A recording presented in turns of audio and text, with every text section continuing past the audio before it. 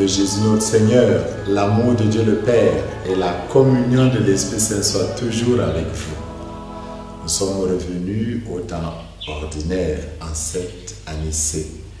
Aujourd'hui, donc nous revenons à la lecture de l'Évangile selon Saint Luc, en continuant la lecture du prophète Isaïe au chapitre 66 et Galates au chapitre 6. Nous y voyons comme condensé la mission universelle que Jésus est venu apporter, destinée à toutes les nations, comme manifestation de la consolation que Dieu apporte à son peuple. Dans la première lecture du livre du prophète Isaïe, nous avons ces mots qui reviennent. Réjouissez-vous avec Jérusalem, exultez en elle vous tous qui l'aimez, avec elle soyez pleins d'allégresse. Voici que je dirige vers elle la paix comme un fleuve. C'est Dieu qui apporte la consolation, la paix, l'exultation. C'est Dieu qui apporte l'abondance à Jérusalem. Mais ceci se réalise par le biais de la croix. Saint Paul, dans la lettre aux Galates, parle effectivement de la croix de notre Seigneur Jésus. Quand Saint Paul, notamment dans la lettre aux Galates, parle de la croix, il ne faut pas y voir des morceaux de bois. C'est tout le mystère pascal qui se dessine dans l'expression de la croix. Donc pour Saint Paul, la croix de notre Seigneur Jésus, c'est-à-dire son mystère de la passion, de la mort et de la résurrection, est au cœur de notre foi et c'est ce mystère qui fait notre fierté. Et c'est ce mystère qui apporte notre consolation.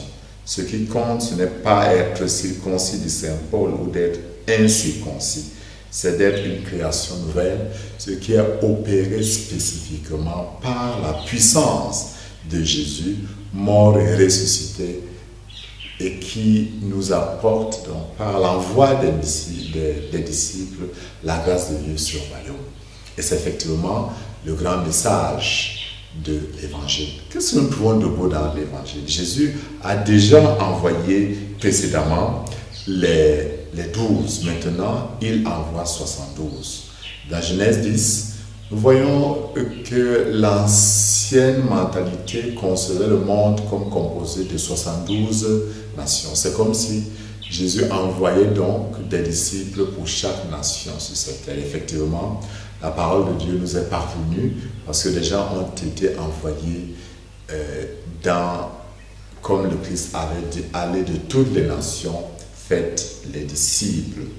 La mission est de porter dans le message de salut. Allez, voici que je vous envoie. Mais cette mission comporte des risques. Oui, Jésus dit à ses disciples d'aller. Il les envoie comme des agneaux au milieu de nous. Cette mission qui comporte des risques est toutefois caractérisée par une confiance, une puissance que Jésus donne à ceux qu'il envoie en mission. Guérissez les malades, annoncez le règne des cieux et dites aux gens que le règne de Dieu est tout proche. Voilà les deux dimensions essentielles du message de Jésus. 1. Une dimension verticale, l'annonce du royaume, la présence de Dieu agissant par la puissance du mystère pascal qui apporte la consolation. Mais 2, il y a cette dimension de charité fraternelle, de communion fraternelle, qui est la manifestation, j'allais dire, charismatique, les guérisons, les consolations, les miracles que les apôtres accomplissent ensemble. Nous sommes au cœur du message évangélique que nous devons continuer à vivre aujourd'hui. 1. Proclamer cet ordre nouveau d'une vie d'intenses relations avec Dieu. 2. Apporter la consolation à qui est dans le besoin. Et ces deux missions incombent à chacun de nous, chacun à son niveau. Moi comme prêtre, moi comme évêque, moi comme laïc engagé, je dois dans le même temps, sachant que je suis envoyé, je dois être uni intimement à Dieu et porter au monde la puissance de la croix, comme Saint Paul dit. C'est elle qui doit faire notre fierté, c'est-à-dire le mystère de Jésus mort et ressuscité. Et dans le même temps, je dois être celui qui apporte la guérison, qui console, qui au nom de Jésus soulage le malheur de celui qui est dans le besoin. Qu'en ce jour, Dieu nous donne la grâce de la joie de l'évangile, une joie à partager, et qu'il nous bénisse au nom du Père et du Fils et du Saint-Esprit. Amen.